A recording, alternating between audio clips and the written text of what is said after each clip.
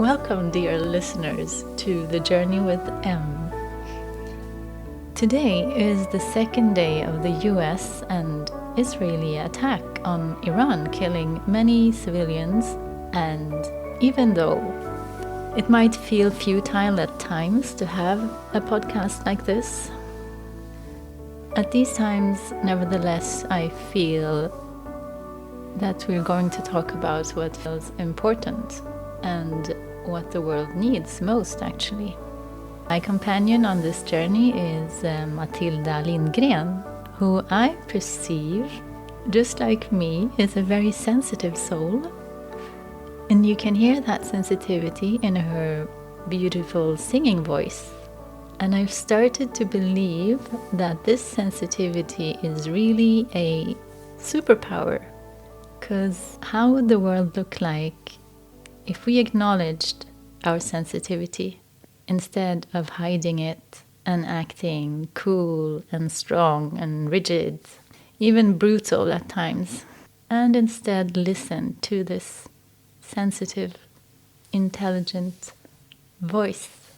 Today's topic is peace. So let's find out more together with Mathilda. A warm welcome, Mathilda. Thank you so much, Mona. Oh my goodness, I'm moved by your beautiful introduction. Yeah, you are sensitive, and so am I. Thank you for inviting those parts of us into the conversation here now. It's so important. Yes. And maybe, as you also introduced, a little bit extra challenging for many in these times of drastic movements. Because once you tap into everything, to tap into everything that's going on right now, it means to experience a lot of different things, let's say. Before we move on, would you like to tell our listeners who you are? Yes, I would be happy to, because it's also something I'm trying to find out. I mean, I guess we all are, in a sense. Yeah. Yeah. And so from the perspective of who I am in relation to what I have been doing, I have, like you alluded to, been doing a lot of singing in my life. I'm working as a musician, but I have also trained to be a peace and conflict researcher. And I'm currently actually investing my creative energy in a Swedish government authority. So basically, I'm employed. That's what you call it also. In the sphere of peace and conflict and development. But who I am, which I'm learning more about specifically this year, is just, I would say, in my essence, a bundle of joy. Yes, I agree with that. Yeah. And I'm trying to find out more of who I am by letting all of these previous identities or ideas about who I am based on what I have been doing die, to see who am I now and what am I going to do. It's so exciting. It is. What about you, Mona? Who are you now? The listeners are already familiar, but who are you today? Let's see. Who am I? I'm a human being exploring new layers of myself while, like you, shedding old ones and trying to find the core or essence, because I've been going from feeling very confused to feeling, oh, I know what's important for me now and I can see the path clearly, to feeling confused again, to feeling so sad and so, a lot of grief over what's happening in the world, and trying to connect my inside world and the outside world to find some kind of balance and understanding. I don't know if that answered your question. It's hard for me. Did. Yeah. So it's hard to feel like you have a fixed identity sometimes.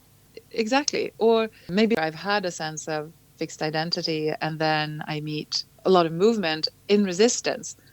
That's what I've come to realize for the past 10 years, what peace is about. So when we talk about peace, that it's basically free movement of energy. Peace. And so it doesn't mean, go ahead. No, I was just going to repeat it. Like, peace is free movement of energy. Yeah.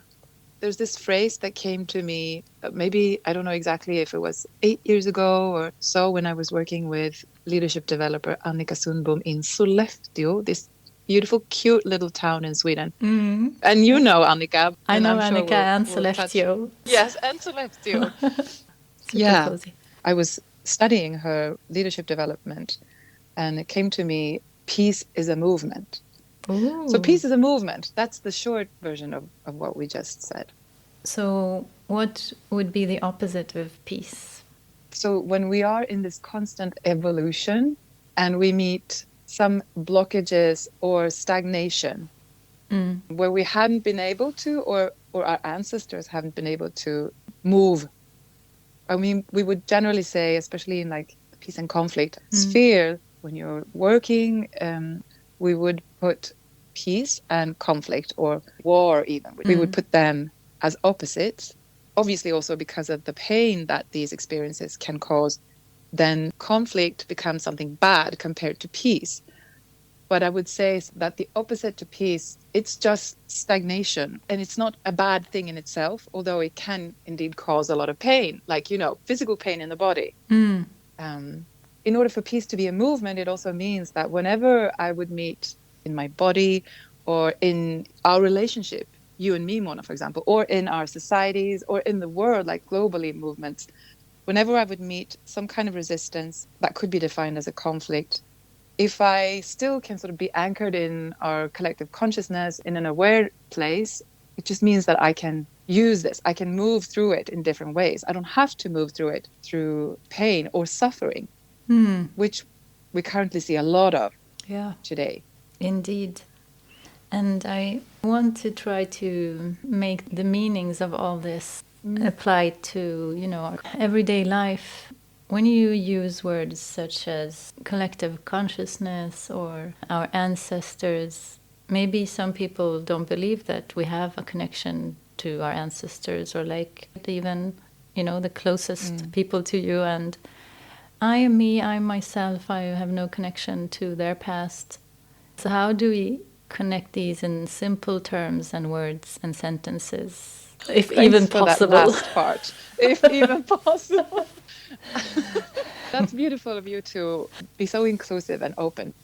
If I am to somehow respond to that invitation, I would say that we don't necessarily have to understand or think about our ancestors or collective consciousness, but we could also just relate to what we are experiencing right now.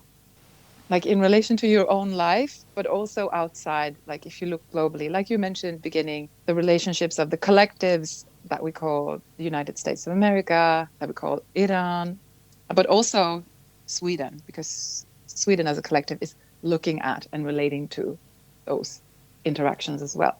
Yeah. So, but if you just look at your own life, there can be things just physically in your body that I can see that I've inherited, or they come from a place in relation to my parents. And not everybody knows their biological parents, but just from the knowledge we have today about epigenetics.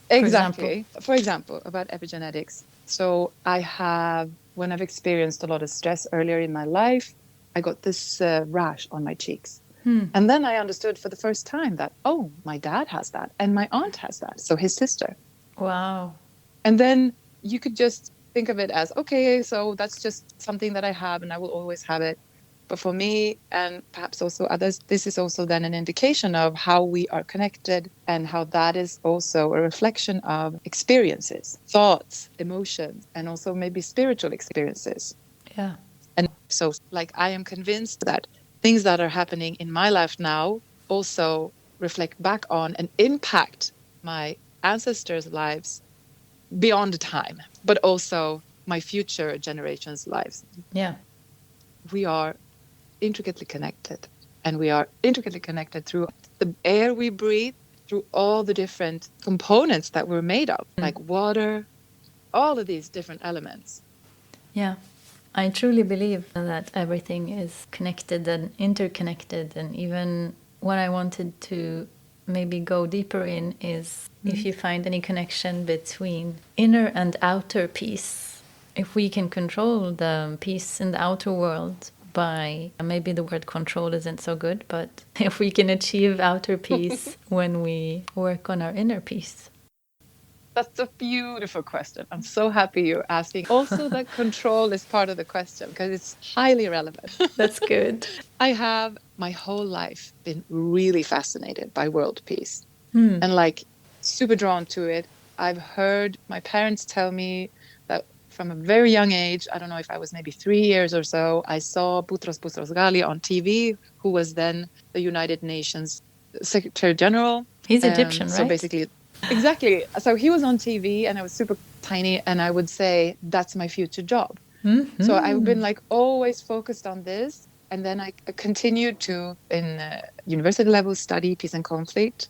And then I even like worked as a research assistant in a lot of different projects, just thinking that this was a path for me to contribute to world peace. And I even did a PhD. And then there was this big shift in a way, because I've always also then been doing music, because music felt like a very innate language for community. It is indeed, yes, I would say, our global shared language for. So true. Yeah.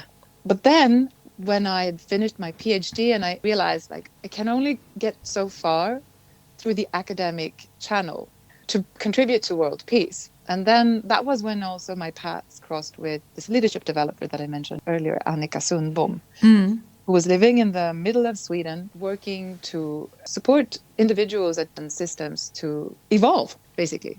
And then that was actually the first time I realized that I had been focusing a lot on everything that's external to my own life and also quite far from my own life. So I've been studying armed conflicts and mediation, like third-party conflict resolution. Like how can you solve these things? How can you actually transform these experiences?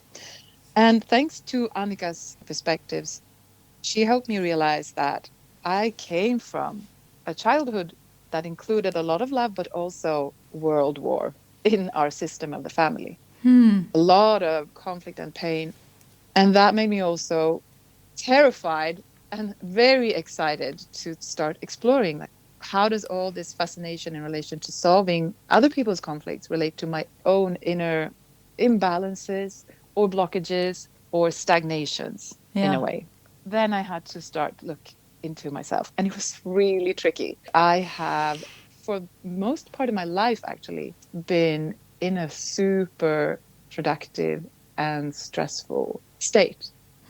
So I hadn't been listening deeply, and I hadn't been acknowledging what I was feeling or what different kinds of juicy packages I had been saving for later. So that's how, in a very long and winding way, to explain that the internal is intricately related to the external, because I, as an individual, given the fact that we are connected, if we start from that baseline, we are connected and we are at the same time unique expressions of life, because I'm me and you are you.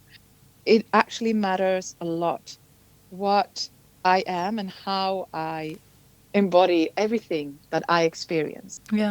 And if I can do this more and more openly, like without judgment, and let everything flow as it actually is meant to flow, because we are water and water flows. It sometimes does freeze as well, but it doesn't go anywhere. So it just means that it's frozen until it's not. And I'm exploring this much more now this year, how I can take care of, what's the word? Ta vara på. How would you say that in English? Like cherish or... Yeah, make the most of. Cherish all these juicy gifts and packages in my own life to create more expansion for movement than that actually matters. I mean, I could also try to talk to the leaders of these countries. But right now, I'm not super close to them. So you can't just pick up the phone and call them. Exactly. But that doesn't mean that we're not important. It means that, okay, I'm currently living a really free life. I have food. I have a home. I have healthy relationships compared to 20 years ago. That means I have the opportunity to do a lot of things with my life. And then from there, help others by inspiring and by emitting the energy that I have freely moving in my body. Beautiful. So then we come back to the question of control. Yeah, because I you said cannot. we're made of water. We are made of around 70% water. That also made me think of control. Like if we let this water flow freely, but does the rest have any say in how much it moves? Or should we, try to make it move in a certain way? Should we try to achieve peace, inner and outer? Or are we just passive observers of this water moving? Oh, that's a beautiful question too, Mona. I would love to hear your thoughts on this as well. Would you like to share first? Before it's indeed. Yes. Okay, so I do feel that we have maybe an intention, and the intention can lead to thoughts moving in a certain direction or taking action in a certain direction. And interestingly, the word jihad, which I heard in the news, they want to, in Sweden, not allow parents to name their children jihad. Really? But, yeah. Why do you get to have a say in what people want to call their children? It's Yeah. because in essence, the word jihad means working on your maybe inner demons, describing the struggle. So why not use that name and word? And that's the, not maybe control, but the intention that I think part of me looks over when it looks at the water moving. Yes, exactly. So that's beautiful, because now when you mention this, I'm reminded of the fourth state of matter as well. So if we look at water, we have ice and gas, or yeah, water ice vapor. and exactly. And then we have Liquid water. liquid water. And then we have plasma, the fourth state of matter, which we don't necessarily talk so much about in everyday life. Although I'm hearing people who are working with astronomy and the sun. And why am I mentioning this? I'm not sure, because I'm not a plasma expert, but You're a sun expert. You shine. Oh, thank you. But I think it has something to do with this that you're mentioning, like the intention.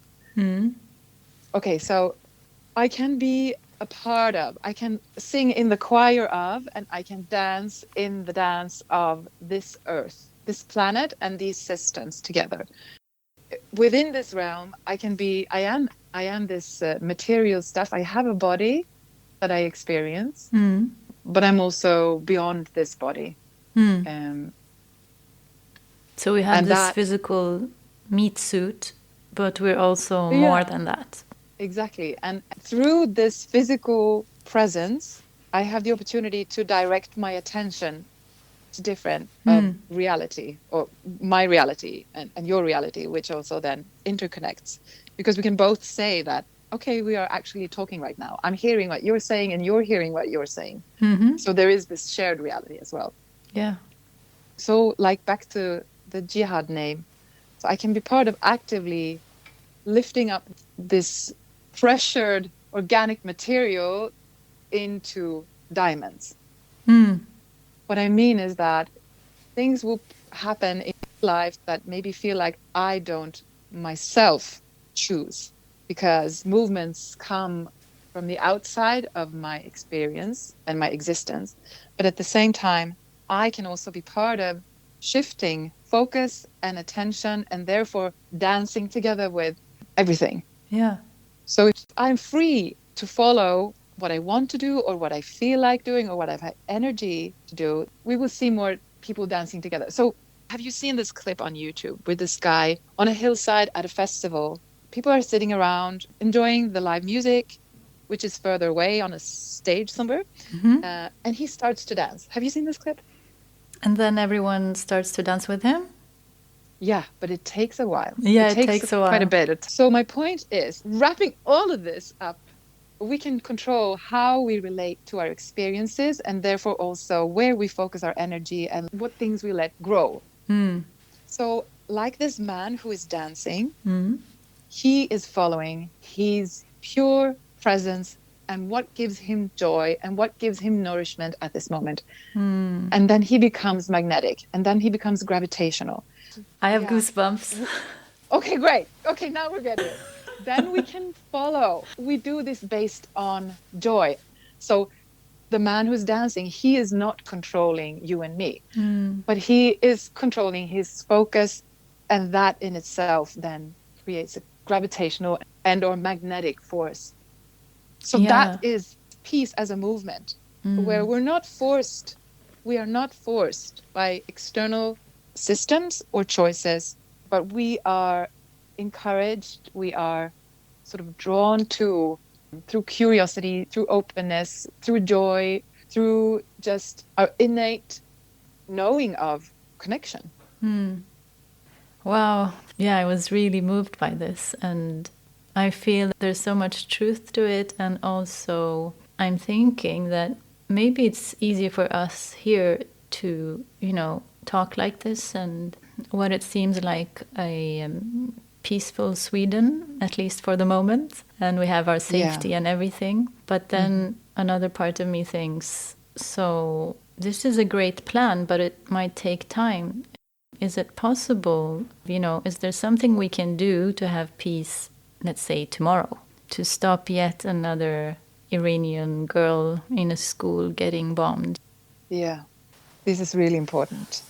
You are mentioning and highlighting crucial aspects of what I see as one of many paths forward to experiencing a much, much more free, loving, and a healed world together on this planet. Yeah. And we living in Sweden, yes, you and I and many with us, we have this incredible opportunity because we have food, homes, and safety and space to move.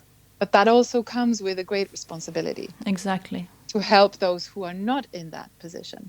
But it doesn't mean that I'm better than they are. We are equal, and they can help me as much as I can help them.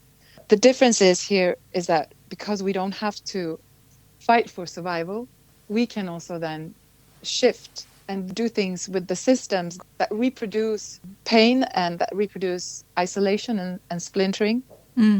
And what that looks like will be different for everybody of us.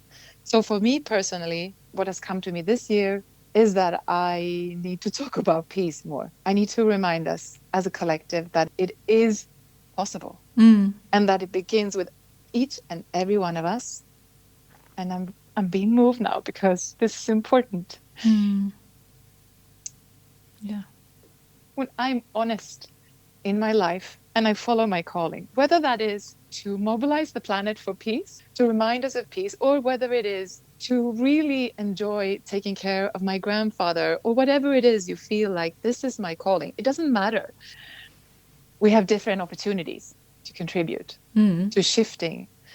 For example, just a few days ago, I realized for the first time, I've started to use my introspection much more explicitly. So basically listening to and talking to my body, all the different parts of it, like hello liver, hello intestines, hello lungs, hello That's heart, so cute. all of it. Yes, it's so cute. But you know what I realized, which was less than cute when I realized it? Yeah.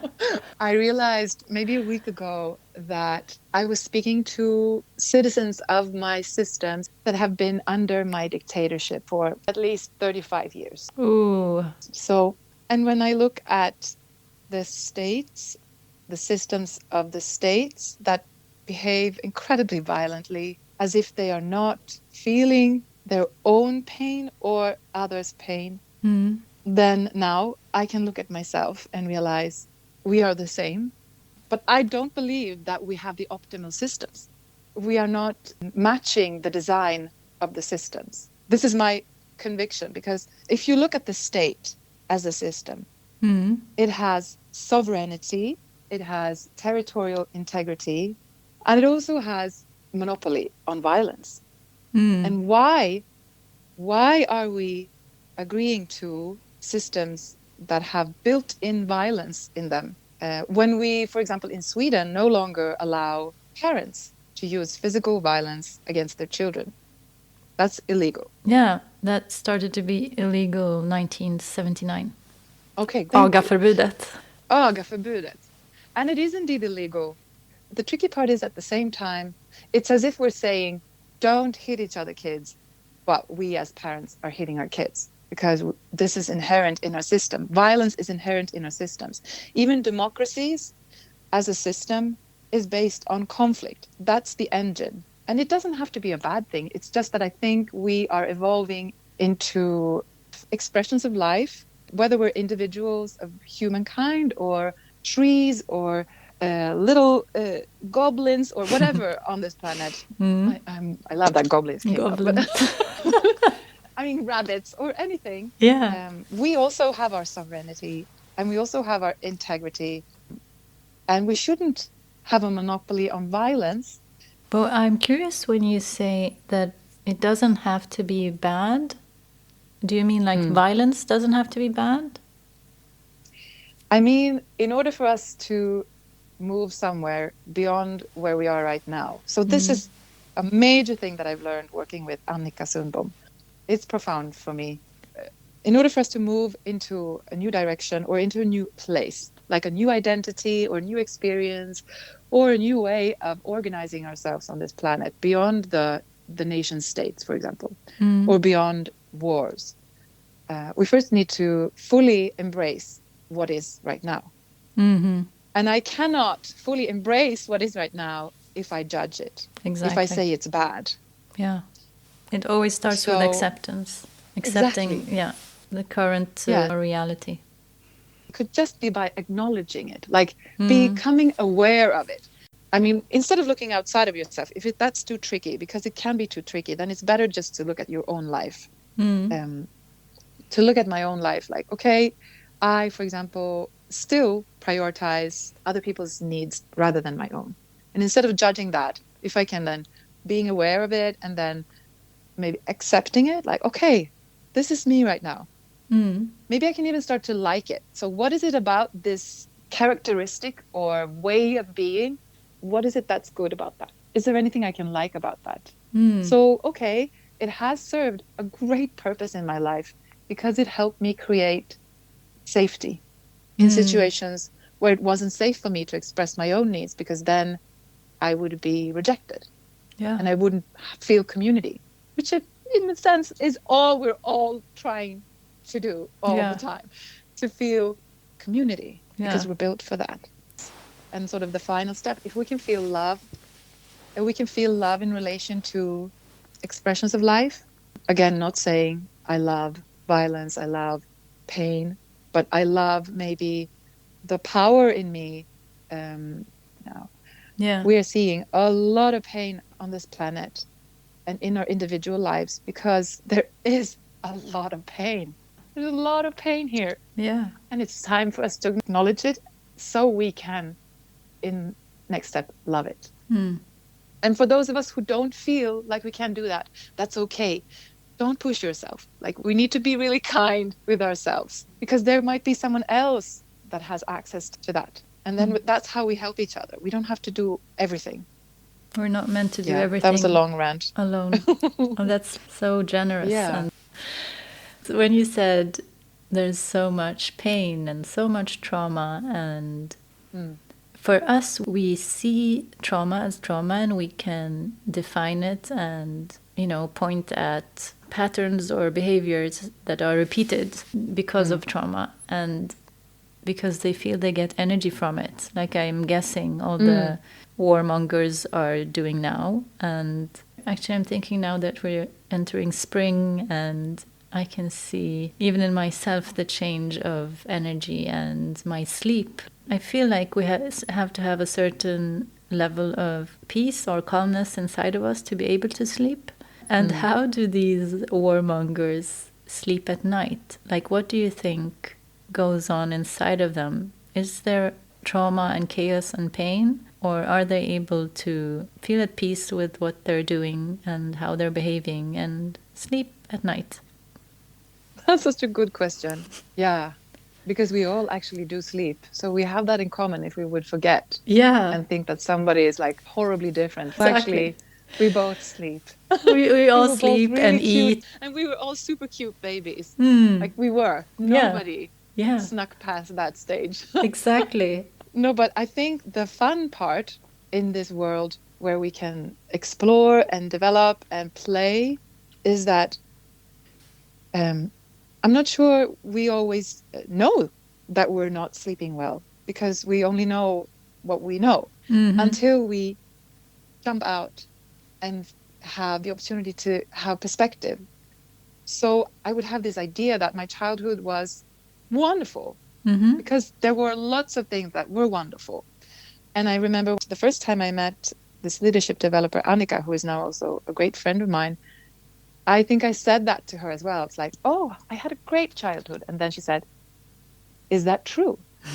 And I was shocked by that question because then it also made me think and sort of put together pieces that I knew I was aware of them in separation, but I hadn't put them together. And I realized I also had a childhood full of fear and full Mm. of uncertainty and full of all these different things that were not at all super cozy. Mm-hmm. But I had never explicitly in my awareness put together these. And I think as a dictator in my own life, I didn't know that it was bad working 14 hours a day and not sleeping. Mm. I thought that was a good thing because I was being productive and I was awarded for it. Mm. And it also helped me avoid staying in my own body, like feeling all the pain that I had sort of Yeah. hidden in little boxes because it was too much as a little kid. So these So I think, warmongers, yeah, they're not yeah, feeling their pain. They're numbing it with different things. yeah, because whatever is too much for yourself to bear, unconsciously, you can project it onto someone else or many others. If the pain is great, you will project it to many others. And not to feel good. You might not necessarily feel good, but you might feel less bad. Or it could even be you get a feedback loop of, yes, you exist. Even though everybody hates me, Mm-hmm. now I know at least I'm hated. I'm not Exactly. ignored. Because that's the worst part. Yeah. Like to be fully excluded and ignored. I mean, our systems are built for community, and therefore the most challenging experience is to feel ignored. Yeah, of course. Even That's how they though, used. I mean, people would die back in the days when they got excluded from the circle and the community. yes, yeah. And based on your question earlier, also, like, how long will it take to get to experiences of peace in my own life or collectively? If we would start to look much more at each other as beautifully evolving human beings, where we can help each other to, Learn. like, yeah, we can help each other to learn. So instead of judging, we can say, hey, let me show you this. If you look at diplomacy today, we have relations where we interact, exchange experiences, and support each other, like states support each other. But then if somebody transgresses the system, then we have a diplomatic ladder of how we condemn, like you can formally condemn in words, or you write something, or then maybe sanctions, and and it escalates then into like intervention. Yeah. But what I think we lack today, and I think has a lot of potential, is to start developing systems and existences where we encourage ourselves more, and like where we have an escalating ladder of like love-centered support. Because now you mentioned the body, and there was a reaction in me like it's actually the body, you know, the physical body that's so scared of all these news of killings and bombs. And I'm imagining, would we be having the same conversation if, God forbid, I don't know, Russia was attacking Sweden now and we were in the middle of this immense fear of, you know, getting tortured or killed? Or would the same principles apply, or would we, if we get a Russian soldier in our hands, that we would also be violent with him?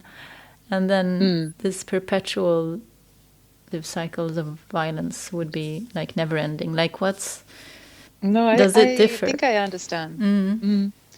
So I guess it does differ in a sense that we're all unique beings. For example, it might be easy for someone to see the humanity in relation to someone that's framed as an enemy, or is in relation to someone that is actually challenging you with force, or with controlling you, or trying to control you, or trying to violently interact with you. But I'm thinking about, actually, when I did my PhD, I did several interviews with different types of mediators around the globe. And there was this one woman who mentioned an experience where she had been, in relation to a civil war in the country where she lived, been captivated by some military men who, and she was also married. So they had taken her husband somewhere else, and then they had her captivated. And then they would repeatedly come every day and beat her. That's horrible. And yeah, that's horrible. And so this is basically what I am, if I'm interpreting your question, this is the situation. You are challenged to the limit of your existence. And it's happening now, and it's real. And what she started to do, she had this intuitive, like, aha moment that, okay, how am I going to get out of this situation? How am I going to change this? So she started to basically ask them while they were hitting her, which is also incredibly strong. She was looking long term, and she was asking them, what did you have for breakfast? What did your wife cook you for breakfast today? And she would ask this question over and over. To make them feel human again. Exactly. To make them feel human again, and to remind them that she was also a wife, and sort of to get to them. And she told me that she did actually see a shift in their behavior. And one day they let her go. They stopped. They let her go. And I think they let her husband go as well. So she shifted it even in this fear-centered experience, because I would say she was able to, in her own existence, find a place where she was not scared. I was just going to say that takes immense courage. Yeah.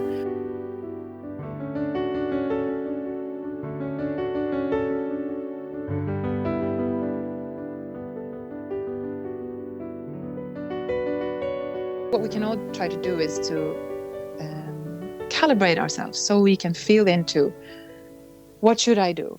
Should I go left or right? Yeah. And also to find that space of, I trust myself, and I have an island, maybe you have even a whole planet, a universe of trust that you can then just let expand, even in situations that are turbulent, or where others are really afraid, or where you yourself are afraid. I agree. And also I feel that both trust and courage are important. There is something with the story you told about this woman that makes me feel she had a lot of courage to be able to, utter these words under this torture that they were exposing her to. The word courage and trust maybe go hand in hand in a way, like you trust that what's in the moment is your truth and the right thing to do, and then even we might be scared, the courage is there to move us forward and make a change. Yes, exactly. Thank you for adding courage to that, because indeed it demands doing something even though you are afraid. So it makes sense to be scared of me having a huge airplane driving straight at me, because I would likely die if it actually drove through me. But if practicing, knowing what's the type of fear where I should actually feel, okay, yes, this is the direction I should go here, because it's scary, because it's going to lead to more space, more free flow of love for everybody. So everybody, including, let's personify, the other side, or the thing that maybe let's say Trump, including even Trump. So you mentioned before that maybe not all of us have access to his phone number, and we cannot call him and tell him what we think about what he's doing. But let's say someone knocked on your door now and said, look what I found. This is Trump's phone number. And he said that you can call him now. And you have 5 minutes to say whatever you want to cultivate more peace in the world. Okay, then I would do something. Can I just say, Mona, I'm so grateful that you're doing these episodes and you're inviting me and others to share, because you have an immensely beautiful gift of asking questions. It's like a juicy ride. It's like you've inviting me to what's the place where you have roller coasters? Amusement park? Amusement park. It's like you're inviting me to an amusement park. It makes me really warm inside. Thank you so much. Yeah, you have a great gift, Mona. Okay, so I would do two things. I was first going to say one thing in the phone call with Donald Trump. I was first going to say one thing, but now when I shared this with you, I remembered another important thing. The first thing I would do, I would say something that I like about him and highlight that. I would say that, well, one thing I actually do think he believes in, but it's just like this is also an analogy from Annika. He's like a young puppy who just like, whoa, and with his own baggage does things that maybe not necessarily consequences are. He keeps chewing on shoes and destroying things. Exactly. Oh God, yes. But what I would then do, I would just spend a little time on that, and then I would listen. I would ask him questions like you do. Like, what does he dream of? I would ask him what makes him happy. When I would ask him what type of world does he want to live in 20 years or for his grandchildren. I would be really curious to hear what he has to say on that. Yeah. Yeah. And hopefully through that remind us both why we're here. Yeah. I mean, I only have 5 minutes, so I have to phrase myself way shorter than I have in this whole pod. So I guess I need to practice a lot. Exactly. And then, another person came up like Hitler. And then we could maybe condense it even more and talk to Hitler, because I'm thinking, what would be good about Hitler? Like, what were the 2 minutes out of 5 spent in the beginning be told to him? Yeah, it makes me want to cry because I just feel his pain. It's a lot of pain. There's a lot of pain in his experience. If I just tap into him. Yeah. And I would acknowledge how much pain he has been able to experience. Because that's what we saw was projected out into the world. Yeah. That also resonated with all these other people's pain. Yeah. So actually, now that you ask this question, it feels to me like what he did was to expose all the existing pain and also amplify it so that we can do something with it, which I think for a long time we haven't. Not as a collective, we haven't. And I think that's why we're here now again, seeing, and in particular then, individuals and collectives in what we refer to as Israel, expressing this pain. Yeah, and it's like it keeps repeating itself, even though they're having this role of exposing all this pain. Or maybe we're developing, but I can't see it right now. But at least with Hitler, I mean, there was an even worse person, King Leopold from Belgium, who went to Congo and killed much more people than Hitler did. And he's not written in the history books as much, I guess, because of racism. But if we tap in all these people's pain, like, what are we doing wrong not to reach peace on earth?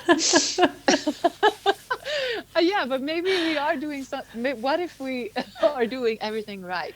Peace on earth. What if all of this is... So I have been seeing lately, which is also a little bit weird to say, because this is not at all to support expressions of pain or like, I'm not enjoying it. I'm not. No, I understand But that. I've And I know you. I see. Yeah. Okay. Thank you, Mona. And this is therefore why it's so juicy to be here with you, because there's so much space to explore everything. I feel so free and loved, and I'm so Oh, happy about that. Thank you so much. thank you. What are we doing wrong? What if we're doing everything right? Mm. Because what I've seen lately is that how systems are collapsing. There's a lot of pain going on in the process of these systems collapsing, but it's also like Lego. Like if we have certain building blocks or we want to create completely new building blocks, we can do that by dismantling what we've already built.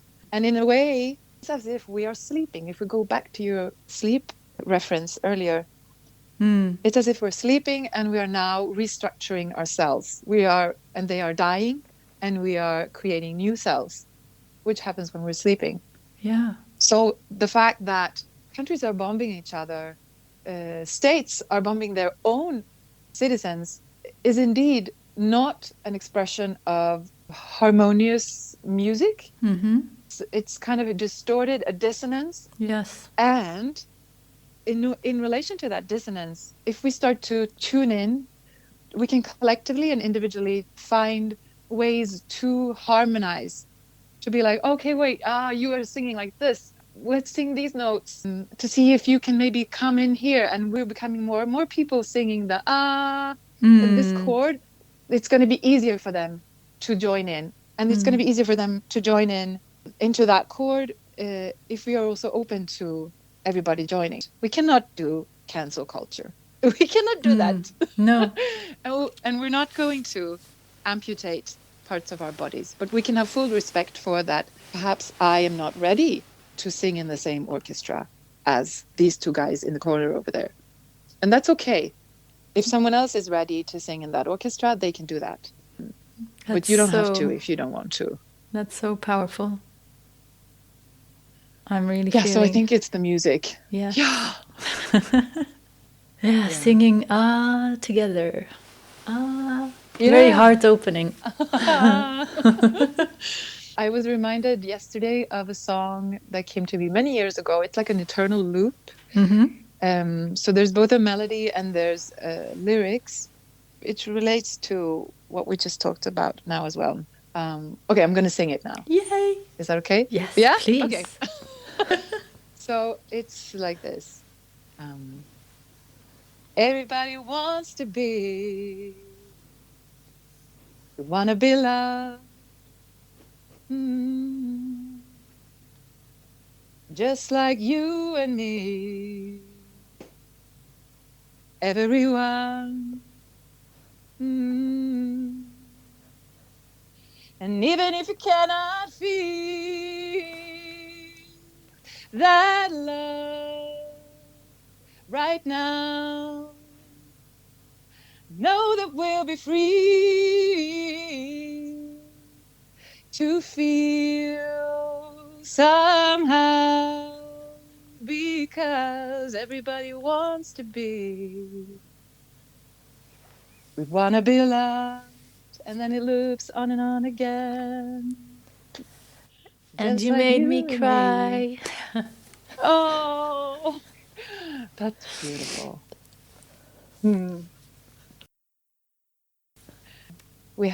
I have so much to learn from people who have experienced depths of pain and suffering, or depths of, like, both in the receiving end and in the giving end of it. Yeah. Yeah. If we go into the essence of everything, there's gold there, even though it might not look like it on the outside.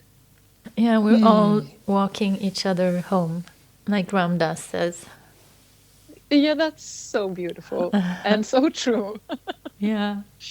And now I guess we've walked home to the end of this episode. It's always a journey with each guest, you know, and I'd love to have another or actually a few more episodes with you if you'd like to. Yes. I love our brainstorming, and I like the man you described at the beach who was dancing, and that it took some time to create this gravitational force where other people also started dancing. And yes. I also feel this word jihad, that we can include it in not thinking that we're separate, because jihad is looking the ego in the eye and saying, look, you're not separate from everything else. We're all one. Yeah, I love Maybe that. a word to describe that we dance. And you said it wasn't forceful. He followed his own, what moved through him. So, exactly. He never even like waved or anything like that. He was just in his zone, expressing himself fully. Yeah. So allowing every one of us to express ourselves fully with the intention of uniting instead of separating. Yeah. Yes, please. I'd like an order of that, please. I will order peace. With a side of laughter. Thank you, Mona. This is brilliant. I'm so happy and grateful to be part of this. And I'm so happy that you are doing this. Thank you, Mathilda. Thank you. And thank you for accepting the invitation. And thank you to all the listeners, and see you on the journey with M.